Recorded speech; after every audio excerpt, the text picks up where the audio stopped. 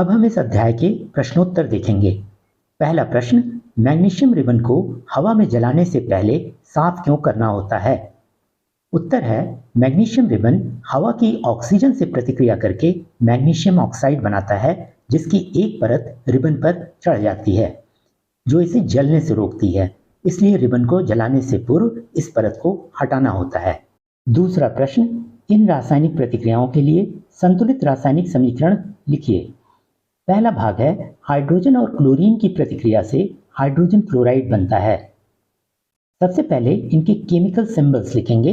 Hydrogen की जगह H2, chlorine की जगह Cl2 और हाइड्रोजन क्लोराइड की जगह HCl। अब इसे संतुलित करेंगे। इन तीनों पदार्थों में दो परमाणु हैं।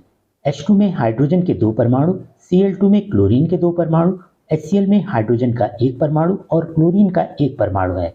इसलिए हम हाइड्रोजन या क्लोरीन किसी एक को पहले संतुलित कर सकते हैं। बाईं तरफ हाइड्रोजन के दो परमाणु और दाईं तरफ एक परमाणु है, इसलिए दाईं तरफ HCl से पहले दो लिख लेंगे।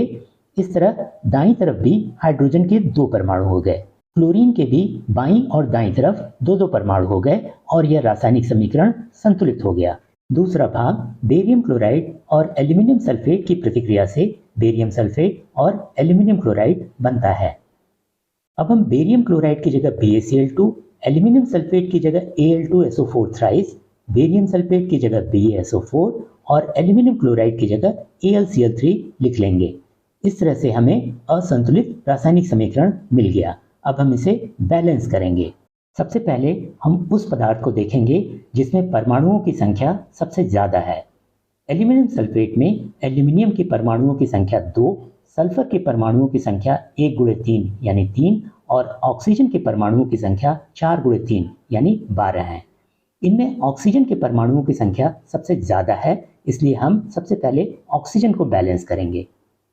बाईं तरफ ऑक्सीजन के परमाणुओं की संख्या 12 है और दाईं तरफ ऑक्सीजन के परमाणुओं की संख्या 4 है, इसलिए हम BaSO4 से पहले 3 लिख लेंगे ताकि दाईं तरफ ऑक्सीजन के परमाणुओं की संख्या 3 गुणे 4 यानी 12 हो जाए। इस तरह से ऑक्सीजन के परमाणुओं की संख्या दोनों तरफ 12 हो गई और ऑक्सीजन के परमाणु बैलेंस हो गए। फिर हम सल्फर के परमाणु देखेंगे। सल्फर के परमाणुओं की संख्या बाईं तरफ 3 और दाईं तरफ 3 गुणे 1 यानी 3 है। इस तरह से सल्फर के परमाणु भी बैलेंस हो गए। अब हम एल्यूमिनियम के परमाणु देखेंगे। बाईं तरफ एल्यूमिनियम के दो परमाणु हैं जबकि दाईं तरफ एक, इसलिए हम AlCl3 से पहले 2 लिख लेंगे ताकि दाईं तरफ भी एल्यूमिनियम के दो परमाणु हो जाएं। इस तरह से एल्यूमिनियम के परमाणुओं की संख्या भी बराबर हो गई। अब हम क्लोरीन के परमाणुओं की संख्या देखेंगे। बाईं तरफ 2 और दाईं तरफ 2 गुणे 3 यानी 6 हैं, इसलिए हम बाईं तरफ BaCl2 से पहले 3 लिख लेंगे ताकि बाईं तरफ क्लोरीन के परमाणुओं की संख्या 3 गुणे 2 यानी 6 हो जाए। इस तरह से क्लोरीन के परमाणुओं की संख्या भी बराबर हो गई और यह रासायनिक समीकरण संतुलित हो गया। तीसरा भाग, सोडियम और वाटर की प्रतिक्रिया से सोडियम हाइड्रोक्साइड और हाइड्रोजन बनते हैं। हम सोडियम की जगह Na, वाटर की जगह H2O, सोडियम हाइड्रोक्साइड की जगह NaOH और हाइड्रोजन की जगह H2 लिख लेंगे। इस तरह से हमें असंतुलित रासायनिक समीकरण मिल गया। अब हम इसे बैलेंस करेंगे। सबसे पहले उस पदार्थ को देखेंगे जिसमें कि परमाणुओं की संख्या सबसे ज्यादा है। ऐसे दो पदार्थ हैं, H2O और NaOH। H2O में हाइड्रोजन के 2 और ऑक्सीजन का एक परमाणु है, जबकि NaOH में Na का 1, ऑक्सीजन का 1 और हाइड्रोजन का एक परमाणु है। हम इन दोनों में से H2O को लेंगे क्योंकि इसमें हाइड्रोजन के परमाणुओं की संख्या ऑक्सीजन से ज्यादा है। बाईं तरफ हाइड्रोजन के परमाणुओं की संख्या 2 जबकि दाईं तरफ 1 + 2 यानी 3 है। अगर हम H2O से पहले 2 लिख दें और NaOH से पहले भी 2 लिख दें तो बाईं तरफ हाइड्रोजन के परमाणुओं की संख्या 2 गुणे 2 यानी 4 हो जाएगी और दाईं तरफ 2 गुणे 1 यानी 2 + 2 यानी 4 हो जाएगी। इस तरह से हाइड्रोजन के परमाणुओं की संख्या दोनों तरफ बराबर हो जाएगी। अब हम ऑक्सीजन के परमाणु देखेंगे। बाईं तरफ ऑक्सीजन के 2 गुणे 1 यानी 2 परमाणु और दाईं तरफ 2 गुणे 1 यानी 2, यानी ऑक्सीजन के परमाणुओं की संख्या भी बराबर हो गई। अब हम सोडियम के परमाणुओं को देखेंगे।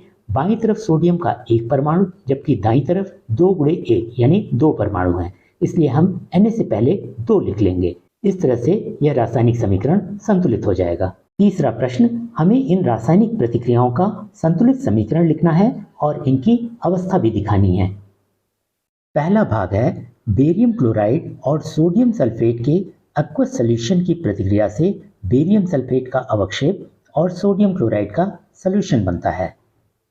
सबसे पहले हम बेरियम क्लोराइड को BaCl2, सोडियम सल्फेट को Na2SO4, बेरियम सल्फेट को BaSO4 और सोडियम क्लोराइड को NaCl लिख लेंगे। BaCl2, Na2SO4 और NaCl एक्वस सॉल्यूशन है, इसलिए इनके आगे ब्रैकेट में Aq लिखेंगे।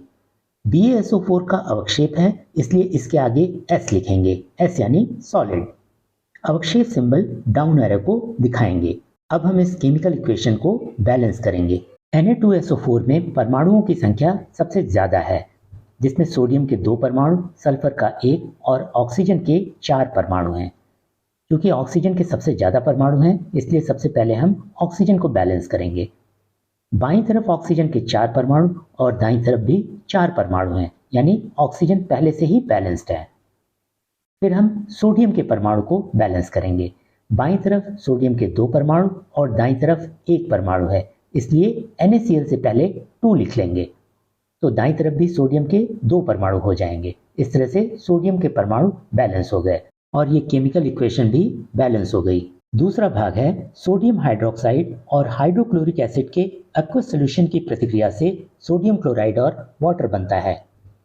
हम NaOH लिखेंगे सोडियम हाइड्रोक्साइड के लिए, HCl लिखेंगे हाइड्रोक्लोरिक एसिड के लिए, NaCl सोडियम क्लोराइड के लिए और H2O वाटर के लिए। क्योंकि NaOH, HCl और NaCl का एक्वस सॉल्यूशन है, इसलिए इनके आगे Aq लिखेंगे। H2O के आगे स्मॉल l लिखेंगे, L यानी लिक्विड। आप देख सकते हैं कि ये केमिकल इक्वेशन पहले से ही बैलेंस्ड है। चौथा प्रश्न, एक पदार्थ X दिया है जो दीवारों पर चूना करने के काम आता है। इस पदार्थ का नाम बताना है और इसका केमिकल फॉर्मूला, साथ ही इस पदार्थ की पानी से प्रतिक्रिया का इक्वेशन लिखना है। इसका उत्तर है इस पदार्थ का नाम लाइम या क्विक लाइम है और इसका केमिकल फॉर्मूला है CaO। इसकी पानी से प्रतिक्रिया का समीकरण है CaO plus H2O gives CaOH twice और साथ में ऊष्मा निकलती है। पांचवा प्रश्न, वाटर के इलेक्ट्रोलिसिस के समय एक गैस की मात्रा दूसरी गैस से दूनी क्यों होती है? इसका उत्तर है इलेक्ट्रोलिसिस के समय वाटर हाइड्रोजन और ऑक्सीजन गैसों में अपघटित हो जाता है। पानी का एक अणु हाइड्रोजन के 2 और ऑक्सीजन के 1 परमाणु से मिलकर बना होता है। पानी इन गैसों के इसी अनुपात में अपघटित होता है, यानी हाइड्रोजन और ऑक्सीजन की मात्रा 2:1 होती है। इस गैस का नाम हाइड्रोजन है। छठा प्रश्न, लोहे की एक कील कॉपर सल्फेट सॉल्यूशन में डालने से सॉल्यूशन का रंग क्यों बदल जाता है? उत्तर है आयरन, जो कि कॉपर से ज्यादा प्रतिक्रियाशील है, कॉपर सल्फेट सॉल्यूशन से कॉपर को विस्थापित कर देता है और आयरन सल्फेट बनाता है। कॉपर सल्फेट का नीला रंग धीरे धीरे हल्का होता जाता है। सातवां प्रश्न, द्विविस्थापन प्रतिक्रियाओं के कुछ उदाहरण दीजिए। जैसा कि हम जानते हैं कि द्विविस्थापन प्रतिक्रियाओं में अभिकारकों के आयनों की परस्पर अदला बदली होती है। पहला उदाहरण है बेरियम क्लोराइड और सोडियम सल्फेट की परस्पर प्रतिक्रिया से बेरियम सल्फेट का अवक्षेप बनता है और सोडियम क्लोराइड का विलयन। बेरियम क्लोराइड Ba++ और Cl- आयनों से बना होता है। सोडियम सल्फेट Na+ और SO4- आयनों से बना होता है। Ba++ SO4- के साथ मिलकर BaSO4 बनाता है, जबकि Na+ Cl- के साथ मिलकर NaCl बनाता है। दूसरा उदाहरण, लेड नाइट्रेट और पोटेशियम आयोडाइड की परस्पर प्रतिक्रिया से लेड आयोडाइड और पोटेशियम नाइट्रेट बनता है। लेड नाइट्रेट Pb++ और NO3- आयनों से बना होता है, जबकि पोटेशियम आयोडाइड K+ और I- आयनों से बना होता है। Pb++ I- के साथ मिलकर PbI2 बनाता है, जबकि K+ NO3- के साथ मिलकर KNO3 बनाता है। आठवां प्रश्न, इन रासायनिक प्रतिक्रियाओं में किन अभिकारकों का ऑक्सीकरण हो रहा है और किन का अवकरण? पहली प्रतिक्रिया है सोडियम और ऑक्सीजन की प्रतिक्रिया से सोडियम ऑक्साइड बन रहा है। इसमें सोडियम ऑक्सीजन को ग्रहण करके सोडियम ऑक्साइड बना रहा है, इसलिए सोडियम का ऑक्सीकरण हुआ। जबकि O2 ऑक्सीजन को खो रहा है, इसलिए इसका अवकरण हुआ। दूसरी प्रतिक्रिया है कॉपर ऑक्साइड और हाइड्रोजन की प्रतिक्रिया से कॉपर और वाटर बन रहा है। हाइड्रोजन जो कि ऑक्सीजन को ग्रहण करके वाटर बना रहा है, उसका ऑक्सीकरण हुआ, जबकि कॉपर ऑक्साइड ऑक्सीजन को खोकर कॉपर बना रहा है, इसलिए इसका अवकरण हुआ। अब हम अभ्यास के प्रश्नोत्तर देखेंगे। पहला प्रश्न है, नीचे दी गई रासायनिक प्रतिक्रिया के लिए दिए गए कथनों में से कौन कौन से कथन गलत हैं। दी हुई प्रतिक्रिया है लेड ऑक्साइड और कार्बन मिलकर लेड और कार्बन डाइऑक्साइड गैस बना रहे हैं। इसमें कार्बन ऑक्सीजन को ग्रहण करके कार्बन डाइऑक्साइड बना रहा है, इसलिए कार्बन का ऑक्सीकरण हुआ, जबकि लेड ऑक्साइड ऑक्सीजन को खोकर लेड बना रहा है, इसलिए इसका अवकरण हुआ। पहला कथन है लेड का अवकरण हो रहा है, जो कि गलत है, जबकि लेड ऑक्साइड का अवकरण हो रहा है। दूसरा कथन है कार्बन डाइऑक्साइड का ऑक्सीकरण हो रहा है, यह भी गलत है, क्योंकि कार्बन डाइऑक्साइड नहीं बल्कि कार्बन का ऑक्सीकरण हो रहा है। तीसरा कथन है कार्बन का ऑक्सीकरण हो रहा है, जो कि सही है। चौथा कथन लेड ऑक्साइड का अवकरण हो रहा है, जो कि सही है, क्योंकि लेड ऑक्साइड का अवकरण होकर लेड बन रहा है। इसलिए गलत कथन ए और बी हैं। पहला ऑप्शन जो कि ए और बी को गलत कथन बता रहा है, वही सही ऑप्शन है। दूसरा प्रश्न, दी हुई रासायनिक प्रतिक्रिया किस प्रकार की प्रतिक्रिया है? संयोजन की प्रतिक्रिया, द्विविस्थापन की प्रतिक्रिया, अपघटन की प्रक्रिया या विस्थापन की प्रतिक्रिया? दी हुई रासायनिक प्रतिक्रिया है Fe2O3 plus 2Al makes Al2O3 plus 2Fe। पहला ऑप्शन है संयोजन की प्रतिक्रिया। संयोजन की प्रतिक्रिया में दो या दो से अधिक अभिकारक मिलकर एक अकेला उत्पाद बनाते हैं। इस प्रतिक्रिया में दो उत्पाद बन रहे हैं, इसलिए यह संयोजन की प्रतिक्रिया नहीं है। दूसरा ऑप्शन है द्विविस्थापन की प्रतिक्रिया। यह द्विविस्थापन की प्रतिक्रिया भी नहीं हो सकती, क्योंकि इसमें अभिकारकों के बीच आयनों की अदला बदली नहीं हो रही है। तीसरा ऑप्शन है अपघटन की प्रतिक्रिया। अपघटन की प्रतिक्रिया में एक अभिकारक दो या दो से अधिक उत्पाद बनाता है, जो कि यहाँ पे नहीं हो रहा है। यहाँ पर दो अभिकारक हैं, इसलिए यह अपघटन की प्रतिक्रिया नहीं हुई। चौथा ऑप्शन है विस्थापन की प्रतिक्रिया। इसमें एल्यूमिनियम जो कि आयरन से ज़्यादा प्रतिक्रियाशील है, आयरन को विस्थापित करके एल्यूमिनियम ऑक्साइड बना रहा है, इसलिए यह विस्थापन की प्रतिक्रिया हुई। तीसरा प्रश्न, लोहे की छीलन और हाइड्रोक्लोरिक एसिड की प्रतिक्रिया से इनमें से क्या क्या बनेगा? पहला ऑप्शन है हाइड्रोजन गैस और आयरन क्लोराइड। दूसरा ऑप्शन है क्लोरीन गैस और आयरन हाइड्रोक्साइड। तीसरा ऑप्शन है कोई भी प्रतिक्रिया नहीं होगी और चौथा आयरन सॉल्ट और वाटर बनेंगे। इसका रासायनिक समीकरण है Fe plus 2HCl makes FeCl2 plus H2, यानी हाइड्रोजन गैस और आयरन क्लोराइड बनेगा। ऑप्शन ए करेक्ट है। चौथा प्रश्न, संतुलित रासायनिक समीकरण क्या है? एक रासायनिक समीकरण को संतुलित क्यों होना चाहिए? उत्तर है एक रासायनिक समीकरण जिसमें प्रतिक्रिया से पहले और प्रतिक्रिया के बाद में प्रत्येक तत्व के परमाणुओं की संख्या बराबर रहती है, उसे संतुलित रासायनिक समीकरण कहते हैं। द्रव्यमान के संरक्षण के नियमानुसार द्रव्यमान का न तो सृजन होता है और न ही यह नष्ट होता है। इसका मतलब सभी तत्वों का कुल द्रव्यमान प्रतिक्रिया से पहले और बाद में बराबर होना चाहिए। दूसरे शब्दों में प्रत्येक तत्व के परमाणुओं की संख्या प्रतिक्रिया से पहले और बाद में बराबर रहती है।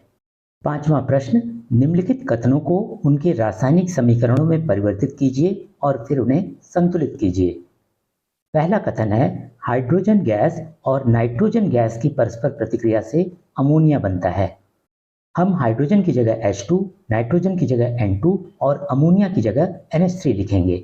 सो H2 plus N2 makes NH3, ये हमारा असंतुलित रासायनिक समीकरण हो गया, जिसे हम संतुलित करेंगे।